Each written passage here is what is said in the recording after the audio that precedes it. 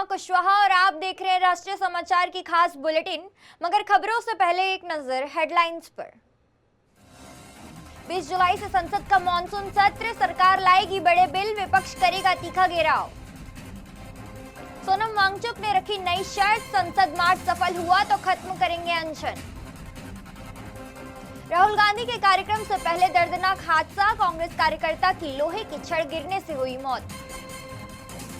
मुर्शिदाबाद में बड़ा रेल हादसा, स्कूल वैन ट्रेन से टकराई, 2 बच्चों समेत 3 की मौत।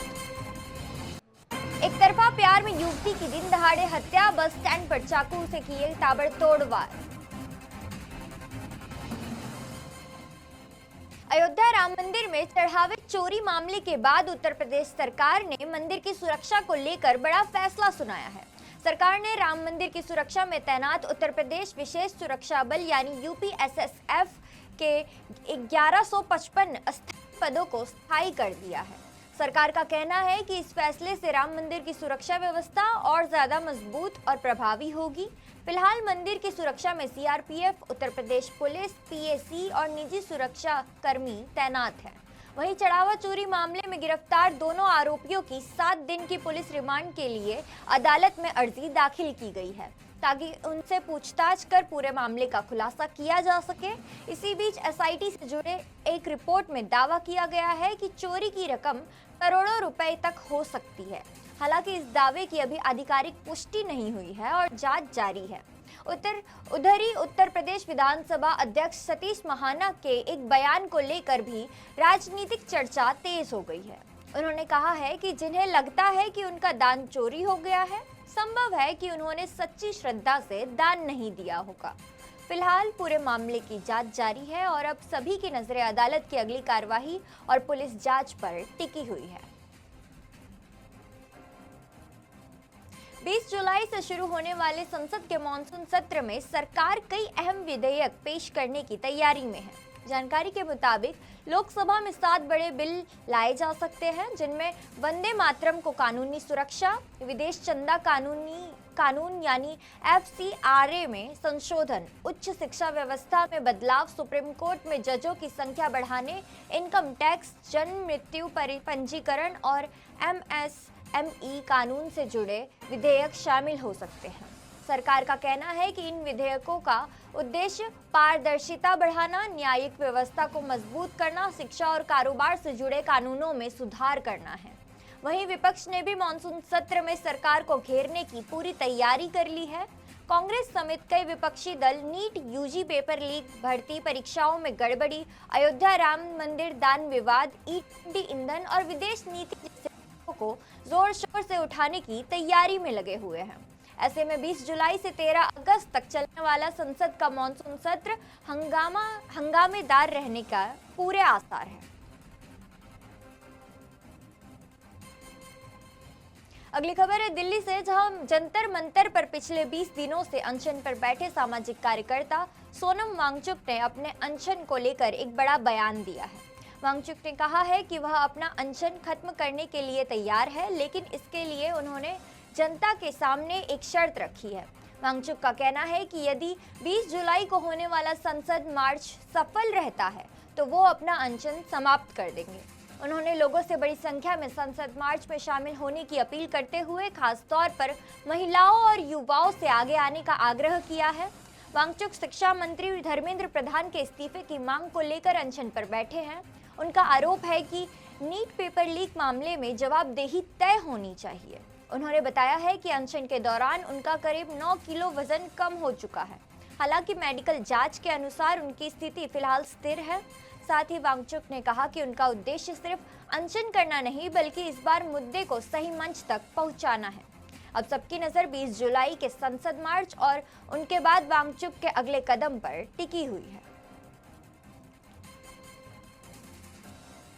देहरादून से इस वक्त बड़ी खबर सामने आ रही है, जहां कांग्रेस नेता राहुल गांधी के छात्रों की गूंज कार्यक्रम से ठीक पहले कार्यक्रम स्थल पर एक दर्दनाक हादसा हो गया। बन्नू स्कूल मैदान में तैयारी का निरीक्षण कर रहे 65 वर्षीय कांग्रेस कार्यकर्ता अमर सिंह मेहता के सिर पर अचानक लोहे की छड़ी गिर गई। गंभीर रूप से घायल अमर मेहता को तुरंत अस्पताल ले जाया गया, लेकिन डॉक्टरों ने उन्हें मृत घोषित कर दिया। बताया जा रहा है कि हादसा कार्यक्रम के लिए बनाए गए अस्थायी ढांचे का निरीक्षण करते समय हुआ। घटना के बाद पुलिस मौके पर पहुंची और पूरे मामले की जांच शुरू कर दी गई। यह भी देखा गया कि कार्यक्रम स्थल पर सुरक्षा मानकों का पालन किया गया था या नहीं। वहीं राहुल गांधी का देहरादून दौरा तय कार्यक्रम के अनुसार, जहां वे छात्रों की गूंज कार्यक्रम में छात्रों से पेपर लीक, शिक्षा और युवाओं से जुड़े मुद्दे पर संवाद करेंगे। पश्चिम बंगाल के मुर्शिदाबाद से इस वक्त एक बड़ी और बेहद दर्दनाक खबर सामने आ रही है। गोविंदपुर रेलवे फाटक पर स्कूली बच्चों को लेकर जा रही एक तेज वैन रफ्तार ट्रेन की चपेट में आ गई। इस भीषण हादसे में 2 मासूम बच्चे समेत 3 लोगों की मौत हो गई, जबकि कई स्कूली बच्चे घायल हुए हैं। बताया जा रहा है कि स्कूल वैन रेलवे क्रॉसिंग पार कर रही थी, तभी तेज रफ्तार ट्रेन ने उसे जोरदार टक्कर मार दी। टक्कर इतनी भीषण थी कि वैन बुरी तरह से क्षतिग्रस्त हो गई। हादसे की चपेट में एक साइकिल सवार भी आया, जिसे चोटें लगी हैं। हादसे के बाद मौके पर अफरा तफरी मच गई। स्थानीय लोगों ने तुरंत राहत और बचाव कार्य शुरू किया और घायलों को अस्पताल पहुंचाया। गंभीर रूप से घायल बच्चों का इलाज अस्पताल में चल रहा है। वहीं घटना की सूचना मिलते ही रेलवे और स्थानीय पुलिस मौके पर पहुंची और पूरे मामले की जांच शुरू कर दी गई है। कर्नाटक के दक्षिण कन्नड़ जिले में दिल दहला देने वाली वारदात आज सामने आई है। यहाँ एक युवक ने एक तरफा प्यार में 21 वर्षीय युवती की दिन दहाड़े चाकू मारकर हत्या कर दी है। बताया जा रहा है कि युवती ने युवक का प्रेम प्रस्ताव ठुकरा दिया था, जिसके बाद आरोपी ने इस खौफनाक वारदात को अंजाम दिया।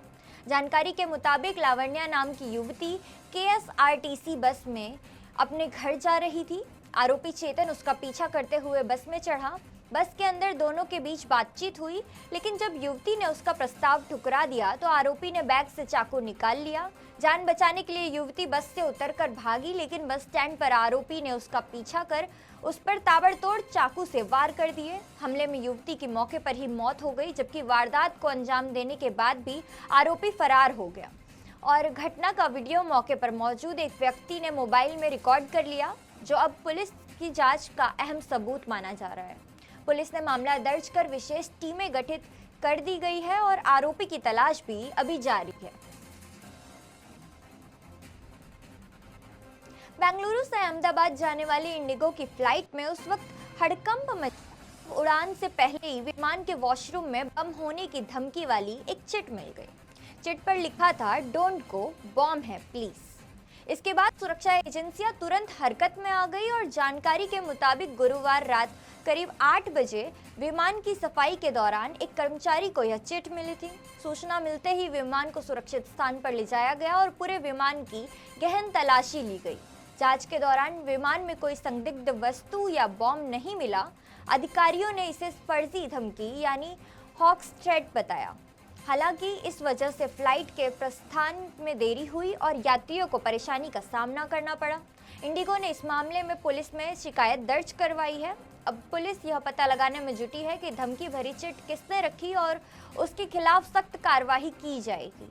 पिछले कुछ समय में देश भर में फ्लाइट, स्कूल, सरकारी दफ्तर और अन्य सार्वजनिक स्थलों को बम से उड़ाने की फर्जी धमकियों के मामले में लगातार सामने आ रहे हैं।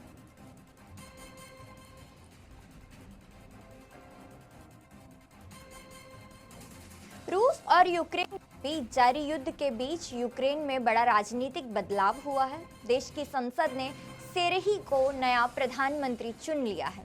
उन्होंने यूलिया स्विरिडेको की जगह ली है, जो साल 2025 से इस पद पर थी। संसद में उनके पक्ष में 279 वोट पड़े। सेरेही ने इससे पहले यूक्रेन की सरकारी ऊर्जा कंपनी नेफ्टोगाज के प्रमुख रह चुकी हैं। राष्ट्रपति वोलोदिमीर ज़ेलेंस्की ने उन्हें ऐसे समय में देश की कमान सौंपी है जब यूक्रेन रूस के लगातार हमलों, आर्थिक संकट और ऊर्जा चुनौतियों का सामना कर रहा है। आने वाली सर्दियों को देखते हुए देश में बिजली और ऊर्जा व्यवस्था को मजबूत बनाए रखना उनकी सबसे बड़ी प्राथमिकता होगी। इसके साथ ही युद्ध के बीच अर्थव्यवस्था को संभालना, अंतर्राष्ट्रीय सहयोग बढ़ाना और लोगों तक जरूरी सुविधाएं पहुंचाना भी नए प्रधानमंत्री के सामने बड़ी चुनौती होगी। अमेरिकी राष्ट्रपति डोनाल्ड ट्रंप ने चुनावी सुरक्षा को लेकर बड़ा दावा किया है। ट्रंप ने खुफिया दस्तावेजों का हवाला देते हुए कहा कि रूस, चीन, ईरान और उत्तर कोरिया जैसे देशों के पास अमेरिकी चुनावी प्रणाली को साइबर हमलों के जरिए प्रभावित करने की क्षमता है। ट्रंप का कहना है कि इलेक्ट्रॉनिक वॉशिंग मशीनें, मतदान पंजीकरण डेटाबेस और वोटों की गिनती करने वाले प्रणालियां साइबर हमलों के खतरे का सामना कर सकती है। उन्होंने आरोप लगाया है कि चुनावी सुरक्षा से जुड़ी कई अहम जानकारियां वर्षों तक जनता से छिपाई गई थी। ट्रंप ने 2020 के चुनाव में कथित विदेशी हस्तक्षेप की जांच के आदेश भी दिए हैं। साथ ही उन्होंने कहा है कि भविष्य में चुनावी प्रणाली को सुरक्षित रखने के लिए इलेक्ट्रॉनिक वोटिंग सिस्टम और साइबर सुरक्षा को तुरंत मजबूत करना जरूरी है। तो ये थी अब तक की खास खबरें, और खबरों के लिए देखते रहिए राष्ट्रीय समाचार। तब तक के लिए नमस्कार।